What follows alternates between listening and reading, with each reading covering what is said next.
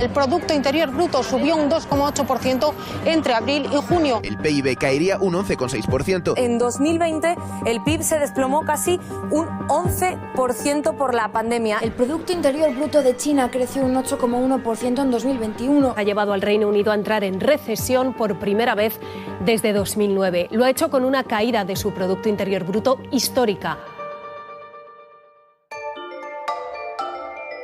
El Producto Interior Bruto, el indicador que, tradicionalmente, ha medido el crecimiento económico de un país.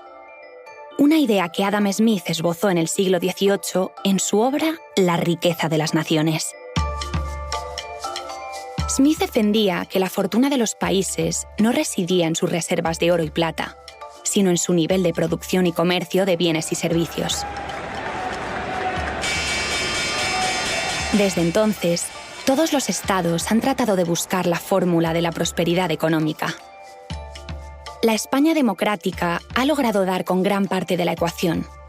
Nuestro país es hoy una economía moderna, abierta al mundo, con un estado de bienestar sólido y un nivel de renta por habitante que la sitúa dentro de las naciones más ricas del mundo. El Fondo Monetario Internacional ha decidido hacer exámenes periódicos al sistema financiero de las 25 principales economías del mundo, entre ellas España. España es el mayor exportador del mundo de aceite y el segundo de vino. Es referente en cuanto a las energías renovables y somos referente mundial en infraestructuras de alta velocidad. Sin embargo, aún nos queda mucho camino por recorrer para alcanzar a los países económicamente más avanzados de Europa. El trayecto más corto para lograrlo es tratar de sacarle el máximo partido posible a los recursos de los que disponemos, es decir, aumentar nuestra productividad. Pero en esto, como en casi todo, no siempre valen los atajos. Ser una potencia económica en 2050 ya no será sinónimo de tener un mayor PIB. De nada servirá crecer si lo hacemos a costa del planeta, de generar más desigualdad entre ricos y pobres y de comprometer las expectativas de las nuevas generaciones. Más allá de la teoría de Adam Smith, el nuevo horizonte de progreso económico tiene forma de tarta de bodas. Abajo, en la parte más grande, está la biosfera. En medio, el bienestar social. Y arriba, en el piso más pequeño, la economía pura. El reto de España pasará por cocinar uno de los mejores pasteles del mundo.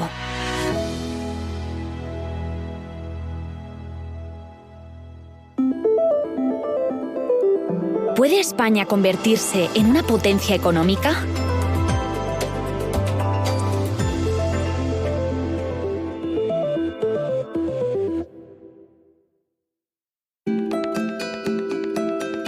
La demografía es una de las ciencias con mayor capacidad para predecir eficazmente el futuro. Sabemos que la población española está envejeciendo y que, con toda probabilidad, lo seguirá haciendo en los próximos años. Dentro de 15 años, un cuarto de la población española será mayor de 65 años, según el Instituto Nacional de Estadística. El envejecimiento, como decimos, de la población es una realidad en España. Según las previsiones, en 2050 habrá 3,7 millones menos de españoles en edad de trabajar. Muchas menos manos para producir y generar riqueza. Algunos expertos resaltan su importancia para el futuro de nuestro país. La producción agregada se puede descomponer siempre en tres componentes que son los siguientes. Javier Ferri es profesor de análisis económico de la Universidad de Valencia e investigador asociado de la Fundación de Estudios de Economía Aplicada. La productividad por trabajador, la tasa de empleo y la población en edad de trabajar. Una caída en la población en edad de trabajar, que en definitiva es lo que supone el envejecimiento de la población, va a reducir la renta agregada. En la misma línea, perfila su análisis José Juan Ruiz, presidente del Laboratorio de Ideas Real Instituto Elcano. Nuestro modelo de crecimiento desde los 90 para acá es un modelo de crecimiento que está basado en la utilización de recursos productivos, no en mejoras de productividad. Nuestra tasa de crecimiento promedio está en torno al 2% y un punto viene de trabajo y un punto viene de capital. Es decir, Un punto viene de cuánta gente empleada hay y el otro de las inversiones en infraestructura, vivienda y tecnología. De forma que sí enfrentamos que España tiene un problema de envejecimiento que impactará no solo sobre el lado del gasto y la atención, sino sobre el crecimiento de la población activa. Muy probablemente, si eso no se compensa, tienes un impacto de alrededor de 1 punto del crecimiento. Reducir en un 50% nuestras posibilidades de crecimiento es algo inasumible.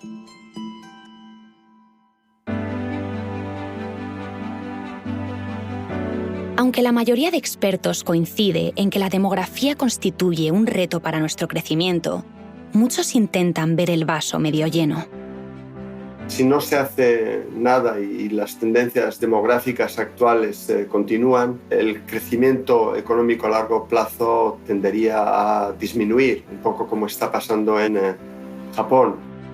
Xavier Goenaga es jefe del Departamento Conocimiento para el Crecimiento del Centro Común de Investigación de la Comisión Europea.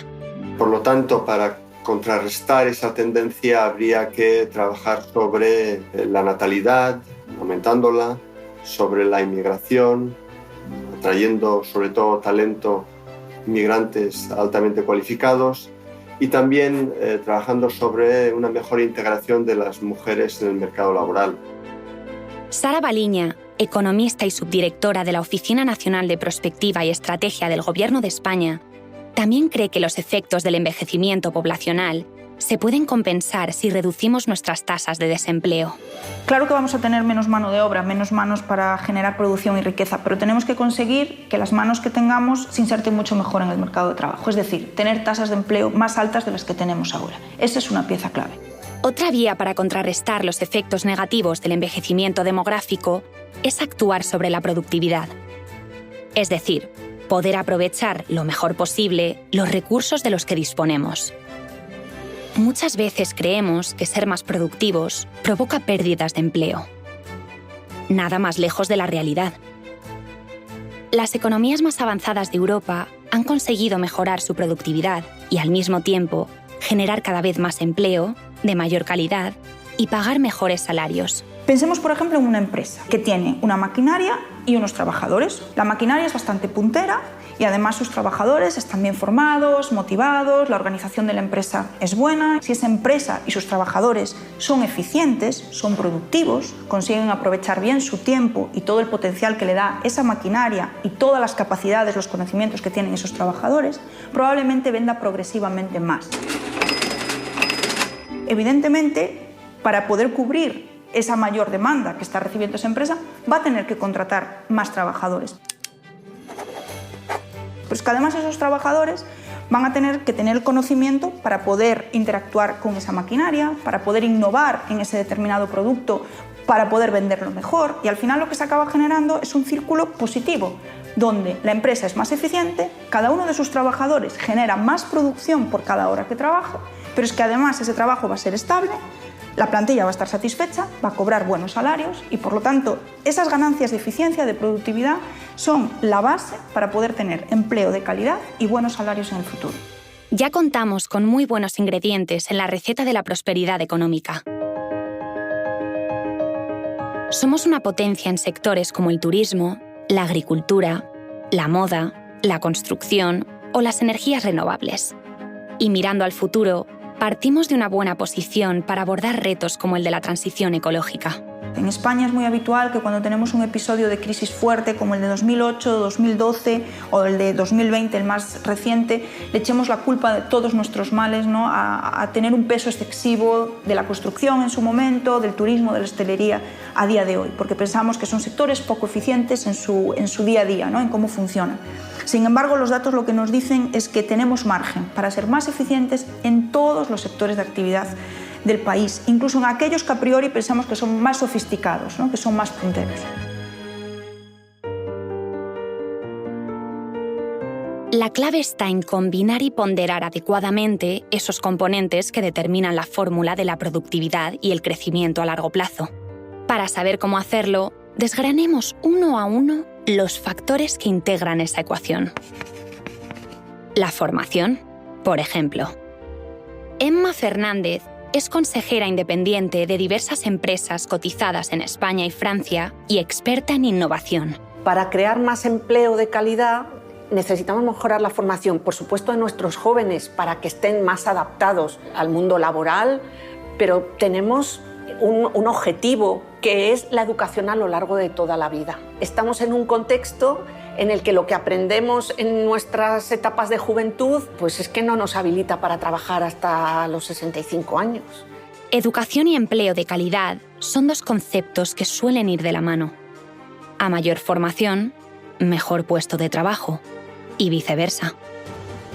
A día de hoy, el 50% de la población en edad de trabajar en España no dispone de un título que le habilite para realizar una profesión. Y esta situación tenemos que atajarla. Y tenemos que hacerlo desde las edades más tempranas, mejorando los resultados educativos y reduciendo la tasa de abandono escolar, que todavía es alta. Haciéndolo también en los jóvenes, dando una oferta de estudios mucho más amplia, donde la universidad y la formación profesional hablen mejor y, sobre todo, hablen mejor con el mercado de trabajo. Y tenemos que hacerlo también en las edades adultas. España necesita tener y ofrecer una oferta pública de cursos de formación para el reciclaje de su clase trabajadora.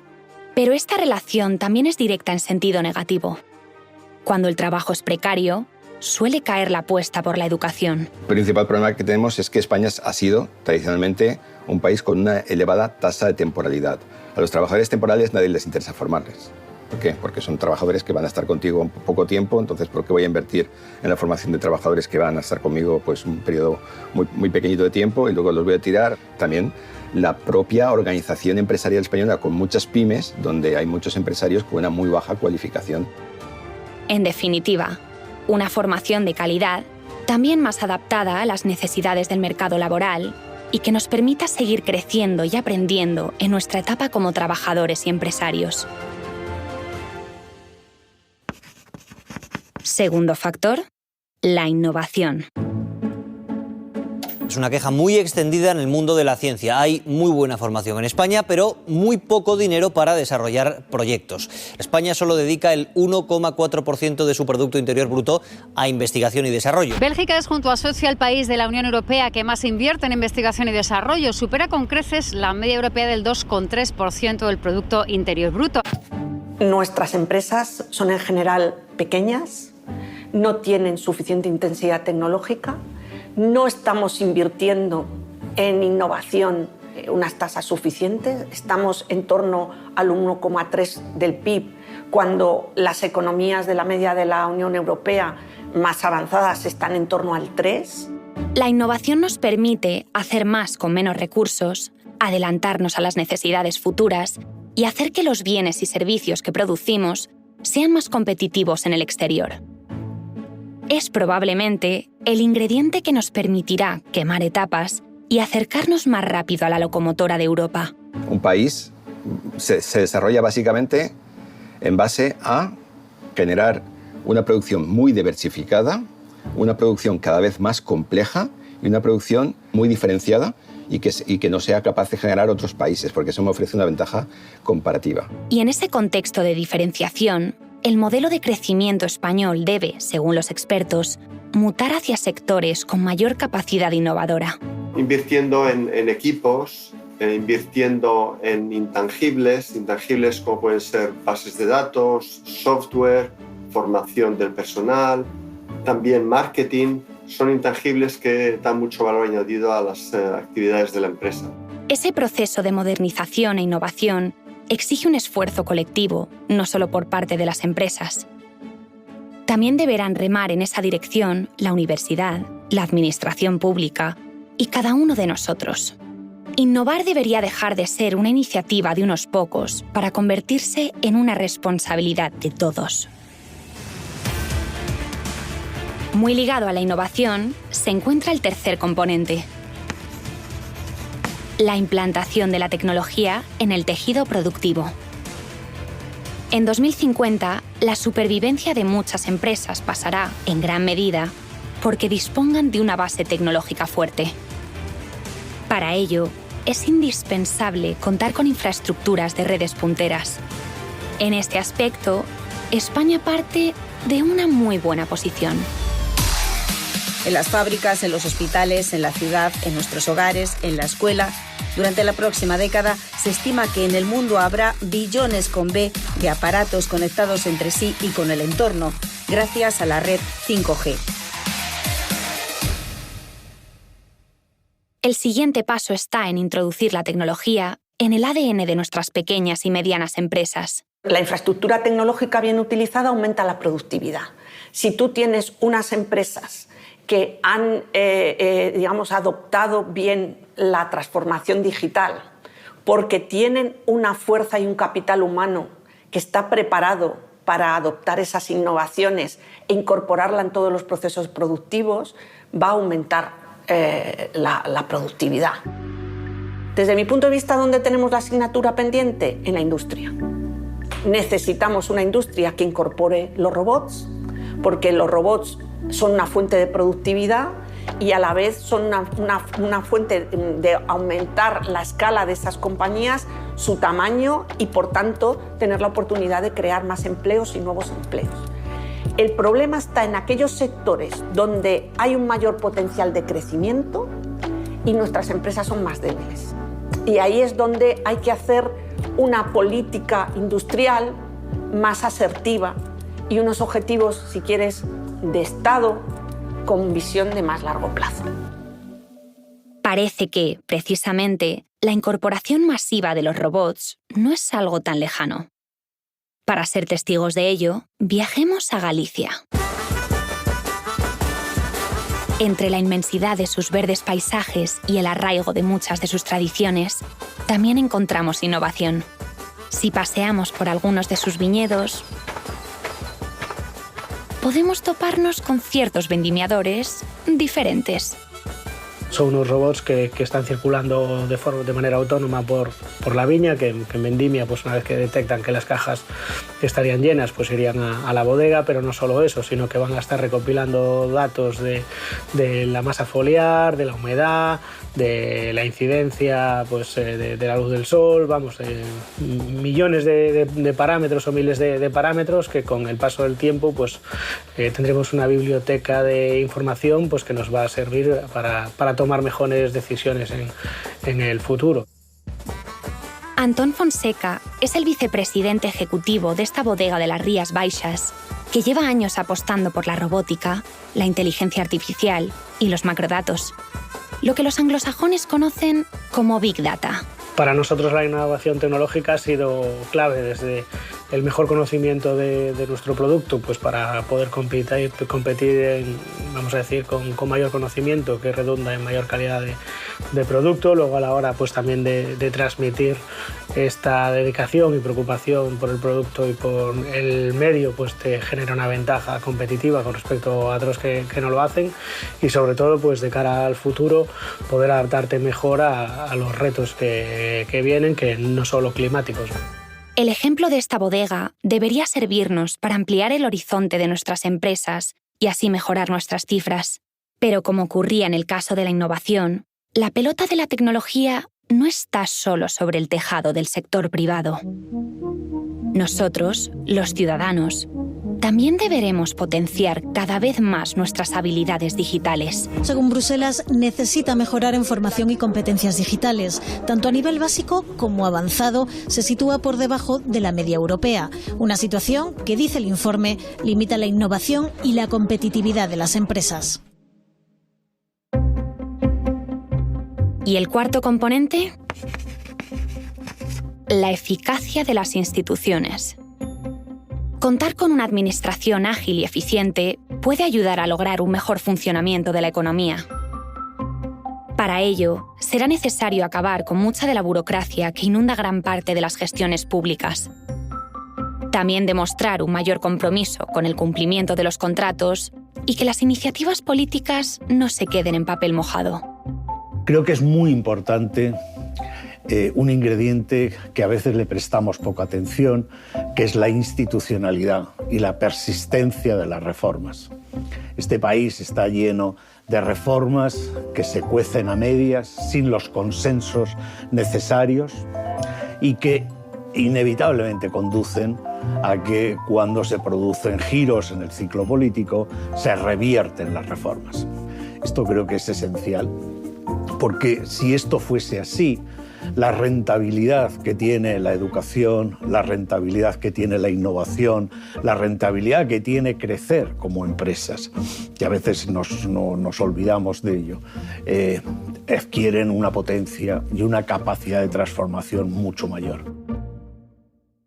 Pese a que España ha emprendido grandes avances para mejorar la calidad de las instituciones, la sociedad sigue mirándolas con cierta desconfianza.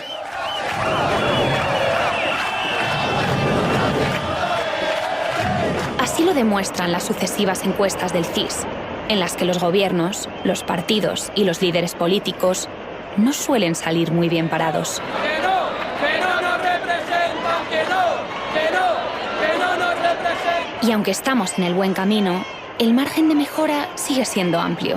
Rendición de cuentas, evaluación de las políticas públicas, control de la corrupción y reducción del fraude fiscal.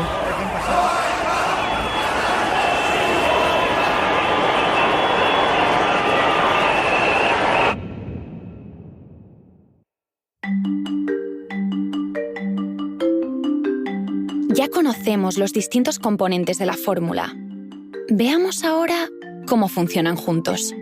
Más formación, más innovación, más competencia y más inversión productiva en el tiempo. No es una cosa que se puede resolver en una cuestión de 2 o 3 años, sino que habría que trabajar en esta dirección, en estas áreas, durante 10, 30 años.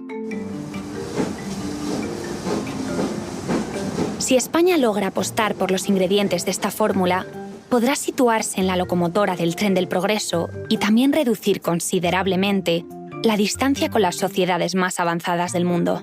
Si conseguimos situar nuestra tasa de empleo en niveles similares a los que tienen a día de hoy los países más avanzados de Europa, y lo hacemos además generando ganancias fuertes, intensas de productividad, los peores escenarios de crecimiento económico, los más pesimistas para España, los podemos desterrar, los podemos dejar a un lado. Y podemos empezar a pensar en un país que puede crecer a buen ritmo, pero no solamente se trata de crecer por crecer, sino de hacerlo respetando el planeta, los recursos que nos ofrece el planeta, y garantizando un reparto bastante equitativo de la tarta para el conjunto de la población. Al final, ese término, ese palabra que es productividad, significa básicamente la levadura que va a permitir que el pastel suba.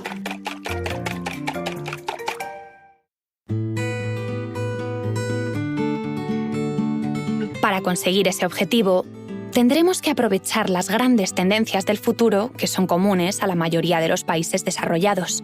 La transición ecológica es una de ellas. La transición ecológica, de nuevo, es una gran oportunidad, donde Europa y España están bien colocados para beneficiarse de las oportunidades que se van a presentar. El problema que tenemos a corto plazo es que muchas de las tecnologías necesarias para una transición ecológica verde acelerada es que son caras. Entonces hay que facilitar el despliegue de estas tecnologías de modo que nos podamos beneficiar de las economías de escala y bajen sus precios, como pasó con los móviles, con las televisiones en su momento. España tiene un potencial enorme en energías renovables, en sol y en viento. Y eso evidentemente se tiene que traducir en que el grueso de nuestra electricidad proceda de energías limpias y sobre todo que eso permita ahorros importantes para las empresas, factura de la luz más baja para los hogares y sobre todo que no dependamos tanto del gas o del petróleo que importamos del resto del mundo y que sabemos que nos puede dar disgustos como lo que hemos visto en el último año.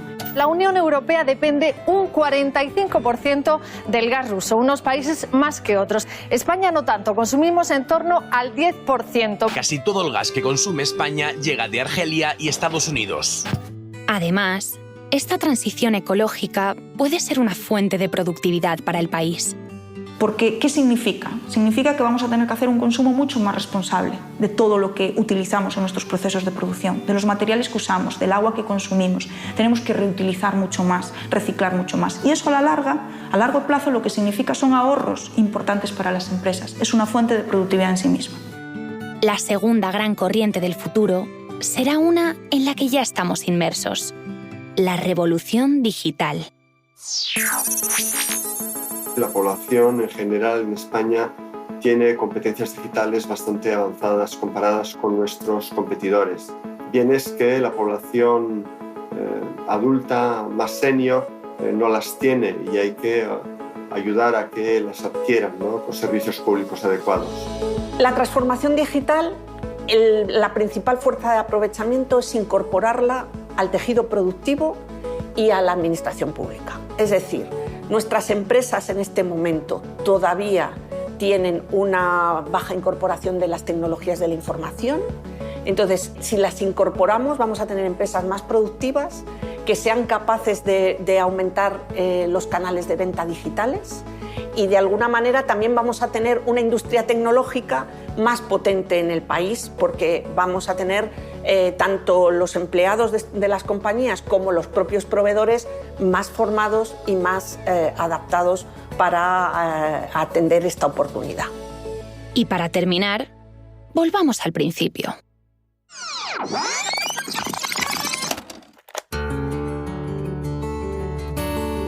El último gran desafío al que nos enfrentamos todas las sociedades modernas, el envejecimiento poblacional, muestra aquí su cara más positiva. España tiene una oportunidad en dos dimensiones. Primero, porque la esperanza de vida de los españoles está aumentando rápidamente y la calidad de vida también, de modo que los años en que los jubilados puedan consumir aumentan y por lo tanto eso contribuirá al crecimiento económico. En segundo lugar, esta población senior que entre en el mercado de trabajo, se mantenga en el mercado de trabajo si tiene los incentivos adecuados, pues contribuirá también a la productividad y al crecimiento económico. Pero hay una tercera dimensión que es la de la inmigración. España es un país atractivo para inmigrantes senior de otros países que contribuirán al consumo y también contribuirán al crecimiento económico. Así que sí, para España es una gran oportunidad. Goenaga pone el foco en la economía plateada.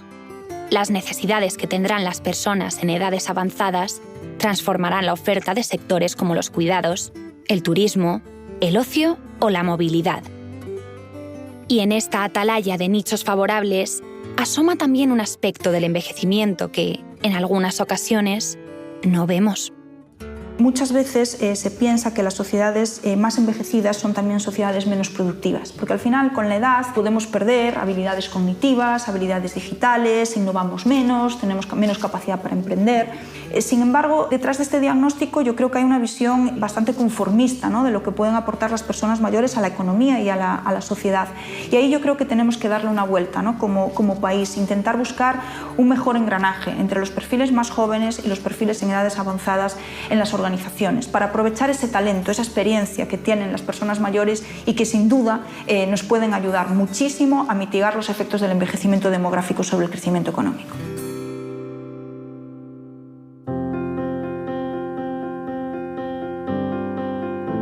Convertirse en una potencia económica de aquí a 2050 es un objetivo que España tiene al alcance de la mano. Pero, ¿podremos conseguirlo? Sin duda. Para ello, nuestro país tendrá que hacer una apuesta decidida por relanzar su productividad y aumentar su tasa de empleo. Si logra hacerlo, reducirá enormemente la brecha que le separa de las principales economías mundiales. Más allá de números y porcentajes, la recompensa es más que jugosa. Viviremos mejor, en entornos laborales más felices y más prometedores. Soportaremos más cómodamente los envites de las crisis y dejaremos un legado más justo a las generaciones futuras.